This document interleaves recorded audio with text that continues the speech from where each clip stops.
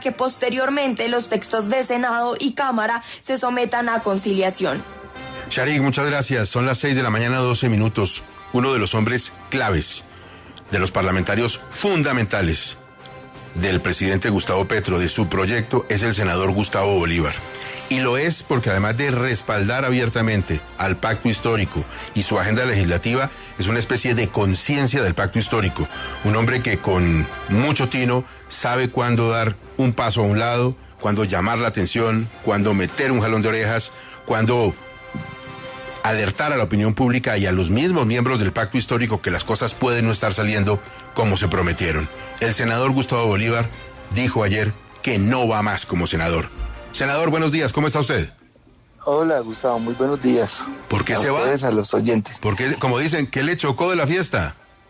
No, Gustavo, mira, yo antes de empezar esta última campaña, yo le había advertido al presidente, bueno, en ese momento candidato, Gustavo Petro, que pues necesitaba regresar a mi actividad privada, que es, ustedes ya conocen, que es la televisión, el cine, los libros, porque pues definitivamente mis finanzas no soportarían 8 años de ejercicio en la política. Y pues bueno, ayer ahí en una entrevista conté que tan pronto termine este año de como presidente de la Comisión Tercera y se apruebe el proyecto nacional el Plan Nacional de Desarrollo, pues que yo daba un paso al costado, pero para regresar a mi actividad. Pues, así. Mire lo curioso, la gran ironía, senador, que mucha gente quiere ir al Congreso a hacer plata y usted se va del Congreso precisamente porque no puede hacerla, porque le gusta hacerla de manera decente y no le dan las cuentas. Pero a ver, usted se decepcionó de la política. Yo he visto muchos trinos suyos, muchas declaraciones en las que siento un profundo dolor de parte suya con la manera en que funciona la política hoy en Colombia. Sí, no, la verdad, uno cuando lo dije así, ¿no? Uno de pronto toma esta actividad con romanticismo, pensando que puede cambiar las cosas. Y aunque yo creo que se ha dejado de pronto una vara bien alta en costumbres políticas, en la manera de hacer política, no es suficiente y yo creo que nos va a tomar mucho más tiempo hacer de la política un ejercicio decente, un ejercicio de realmente de servicio a la ciudadanía. Es bien complicado el tema. Diana, yo percibo que usted como que no está muy convencida con lo de la plata, de las finanzas. ¿Cómo es el cuento? Pero, senador, es que, ¿cómo así que no le alcanza un salario de 35 millones de pesos, que son uno de los salarios más altos que hay en el país? No, Diana, no es que no me alcance. Yo no estoy diciendo que sea un salario bajito. Lo que pasa es que yo venía con un ritmo de gastos y digamos, mi economía cuesta muchísimo más. Y yo hice un sacrificio, digamos, y lo pensaba hacer de 4 años. Y de hecho, cuando se presentaron las nuevas elecciones, yo hablé con Petro y le dije, no me alcanza para quedarme otros 4 años. Y él lo sabía. Y le dije que él me pidió que encabezara la lista, pues lo que dice Gustavo, ahí digamos, entre el grupo de compañeros, los sondeos daban como que yo podría ser uno de los más populares y yo acepté, pero con esa condición de no poder estar mucho tiempo porque realmente, ahí sí les digo, me quiebro, en 4 años más me quiebro, sí. Uno de los más populares y eso no lo duda nadie y por eso mismo mucha gente estaba sugiriendo ayer que usted está pensando en ser candidato a la alcaldía de Bogotá. ¿Eso podría pasar? No, porque yo hablé de renunciar después de terminar el plan de desarrollo y salvo que hubiera algún artículo en la nueva reforma política que nos faculte para renunciar mucho después del año anterior, o sea, creo que hasta hoy, hasta mañana hay plazo de renunciar y no es esa la intención realmente.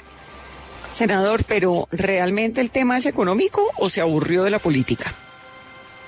No, tiene digamos, una combinación de las dos cosas, pero hoy realmente mi tema sí es netamente económico. No estoy contento con la política, no es lo que yo quería de la política, pero sí, no tiene nada que ver. De hecho, me quedaría para seguir dando la pelea ahí adentro, como lo dijo Gustavo en el preámbulo de la presentación, y le agradezco mucho por eso.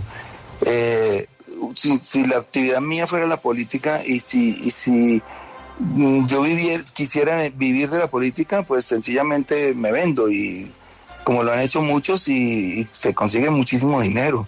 Y créanme que como presidente de una comisión como la que yo estoy, la Comisión Tercera, el lobby es bárbaro, sobre todo en una reforma tributaria, y uno puede salir multimillonario de ahí, pero yo no llegué a eso. Obviamente no, jamás me enriquecería ilícitamente, pues, sería, pero ahí sí, desdeñar de todo lo que hemos hecho, sí. Pero tuvo que haber pasado una situación económica grave, porque usted decía que iba a donar su salario, lo cual indicaba que económicamente estaba boyante, y ahora se va porque no tiene plata. No, mira, es que en 2018 yo tenía un contrato, pues lo puedo decir aquí, con Telemundo. Era un contrato jugoso, digámoslo así. Cuando yo no contaba con que me cortaran eso, porque pues dentro de eso venía una nueva temporada de Sin Senos No Hay Paraíso, y tenía por ahí en ciernes otras series y esto.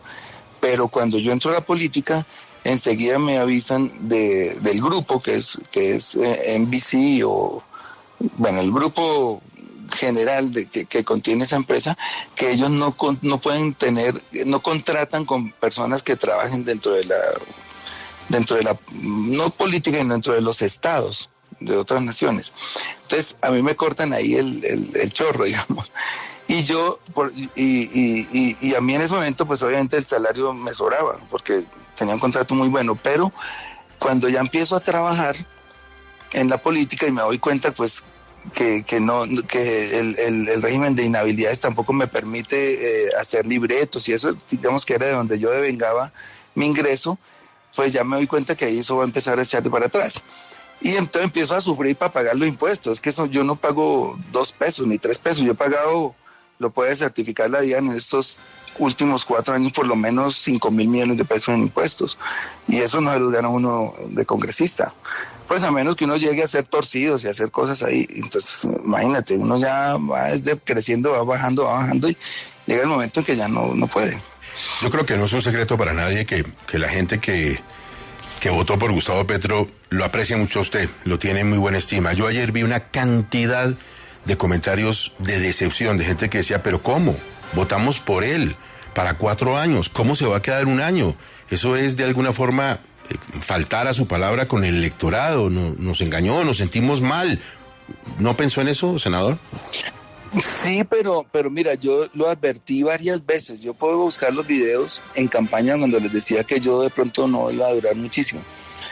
Yo voy a seguir en la política desde el ejercicio privado, como venía haciendo como activista. Yo antes de entrar al Senado, pues era un activista, ejercía control político, hacía investigaciones, hacía denuncias. Yo voy a seguir, y voy a seguir apoyando irrestrictamente a Gustavo Petro, porque esto no tiene nada que ver, como lo han dicho malintencionadamente algunas personas, con algún enfrentamiento con él. De hecho, ayer estuvimos varias horas reunidos con los ponentes de la reforma tributaria, trabajando en la Casa de Nariño para hacer los anuncios que hicimos de no gravar ya las pensiones y aliviar un poco la carga impositiva al sector de hidrocarburos, pero no tiene nada que ver con Gustavo Petro. Tenemos excelentes relaciones. Voy a seguir apoyando este gobierno, creo que lo está haciendo bien, y así sea desde afuera, voy a seguir apoyando. ¿Y qué le dijo Petro? ¿Qué le dijo cuando usted le dijo me voy? Ha sido un poco parco con el tema, de pronto uno ha creído, pero lo que le dije es, póngame en un lugar del gobierno ad honorem, en algún cargo que no tenga una vinculación salarial, que eso me permitiría a mí hacer mi actividad privada, y sigo. Eso sí lo hablamos, pero igual, bueno, estamos charlando sobre eso. En ese tema sí estamos charlando. Senador, con su salida, el alfil del petrismo que queda en el Congreso es Roy Barreras. ¿Usted cree que Roy Barreras sí va a ser capaz de mantener esa aplanadora petrista en el Congreso, que ya no se ve tan aplanadora? Pues son 2 estilos muy distintos de hacer política. Él es una persona mucho más hábil que yo, digamos que tiene más experiencia, pero digamos no ha podido como que cohesionar a todo el grupo, porque pues obviamente tiene unos quebrantos de salud. Por ejemplo, tiene que estar yendo a hacer sus exámenes. Obviamente muy valiente seguir al frente de la corporación después de que le descubrieron esta enfermedad. Pero digamos que no vale la comparación porque son dos estilos muy, muy, muy distintos. Digamos, yo soy una persona que no tiene filtros, que dice lo que siente, que no tiene cálculos políticos porque no soy político. Entonces, a veces, como dijo Gustavo al comienzo, digo de más o digo de menos, pero estoy diciendo lo que siento, digamos, con mucha autenticidad. Él es un político profesional y, digamos, lo ha hecho bien en la presidencia porque, digamos, la agenda legislativa es bien pesada, estamos muy ambiciosa, además estamos abarcando al tiempo varias reformas y eso no es fácil, digamos, lo tiene que hacer una persona con oficio y yo tengo que reconocer que tal vez no lo hubiera hecho tan bien ahí, pero ya si nosotros hablamos del cambio de la manera de hacer política, pues él no nos representa, digamos, a muchos ahí. Sí, siguen las cosas no muy cercanas, una admiración, un respeto, pero de aquello poco. Usted se va, sigue con sus negocios que tienen que ver con el mundo de la televisión, del entretenimiento, de los libros. Va a ser una muy buena plata, se va a pensionar muy bien, supongo, porque va a cotizar duro. Espinosa le quiere preguntar sobre eso de las pensiones. Es que todavía, senador, hay una cosa que no cuadra. Usted dice que se decepcionó de la manera de hacer política, pero también sería bueno un poco de autocrítica. Usted escribió el 11 de diciembre del 2012, un Congreso corrupto que se abstuvo de gravar las pensiones altas y que legisla como mafia merece revocatoria. Se viene el pupitrazo. 10 años después, escribe, gran noticia, por acuerdo entre el presidente Petro Gustavo y las bancadas, no se grabarán las pensiones. Le faltó añadir altas. Favor, retweet. ¿Cómo es la cosa, senador, al fin? No, yo siempre he estado de acuerdo en que las pensiones altas debían grabarse. Yo nunca he cambiado esa posición. Lo que pasa es que cuando ya uno está en el gobierno y hay una coalición y los partidos para poder mantener esa cohesión con su electorado hacen unas peticiones, pues obviamente hay que ceder. Nosotros, acuérdense que la reforma tributaria empezó en 25.9 billones, bajó a 21.9 en el primer debate en las comisiones conjuntas, que eso fue lo que se aprobó, lo que hoy hay aprobado, y después siguió el ruido y los partidos y vengan y vaya, y esas conversaciones terminan en que hay que darles algunos triunfos a los partidos, y ayer realmente lo que fue el Partido Liberal, el Partido de la U y el Partido Verde y el Partido Conservador, tengo que ser también honesto en eso, hicieron coro para pedirle al presidente que bajáramos el tema de las pensiones. Al final el presidente cedió y se bajaron las pensiones, pero yo casi nunca cambio. Puede que uno en 10 años obviamente puede cambiar de posiciones, pero difícilmente cambio de posición. He mantenido una coherencia ahí difícil de mantener a veces, pero una cosa es el activista y otra cosa muy distinta ya es una persona que tiene la responsabilidad de apoyar un gobierno. Oiga, senador, para ilustración de la audiencia y de la audiencia que es parte de su electorado, ¿qué pasa con su curul? Bueno, ahí va a asumir un hombre del Polo Democrático. A ver, ¿tiene por ahí nombre? José Domingo Narváez. Carlos Alberto de Navides, me dice aquí. Se acaba de desilusionar José Narváez, quedó desilusionadísimo. Por 2 segundos fue senador. Carlos Alberto Narváez. Carlos Alberto Narváez. Ese ocupa. Sí. ¿Qué opinión tiene usted de él? Carlos Alberto Benavides. Sí, bueno. ¿Y qué piensa de él? No, él es un profesor de la Nacional, es una persona coherente, digamos, quedó bien representado, la verdad, es una persona de la causa. Yo siempre nos hemos dividido ahí entre los de la causa y los que llegaron al final, claro. Incluso los que han llegado después, o muchos que votaron por Fico, por Rodolfo, que están ahí. Ahí están. ¿Cuándo se va? Cuando termine la aprobación del Plan Nacional de Desarrollo es una de las metas. Yo tenía una opción que es haber pedido una licencia no remunerada, pero he estado haciendo las consultas y no sé si eso me permita hacer un trabajo particular. Ayer propuse, por ejemplo, en la plenaria del Senado, que es un clamor de muchos congresistas, que los congresistas pudiéramos tener una opción B o incluso C, en el salarial, para que, por ejemplo, ayer se aprobó que haya un descuento de, no sé si del 20%, pero en todo caso que los salarios de los congresistas no pasen de 25 salarios mínimos. Pero yo en mi intervención dije, ¿por qué no nos permiten a muchos congresistas no recibir el sueldo, o sea, salario cero, pero tener una actividad privada. Eso pasa en muchos países del mundo. Siento que a la plenaria le gustó. Hay una opción de presentar un proyecto en ese sentido y de repente pudiera suceder el milagro que uno pueda ser congresista, no recibir salario. No, pero eso ya lo vivimos con Edgar Perea y usted no se imagina el lío tan tremendo que tuvo. Los congresistas no pueden ser sino congresistas. Eso sí ya. Sí, exacto. Por eso mismo, como estamos trabajando, una reforma. Incluso les di 2 opciones más. Mira, hay 2 opciones muy buenas. Una, bueno, ganar hasta 25 salarios mínimos, que es la que queda hoy, la que quedó aprobada ayer, y pues lleva 2 debates, le faltan 6 porque es un proyecto de acto legislativo. Otra, un pago por sesión en la que trabajé. Yo realmente presenté ese proyecto 2 veces y se ha hundido, y es que a uno le paguen por sesión y cuando uno no vaya no le paguen, que es la figura que maneja hoy, por ejemplo, el Consejo de Bogotá.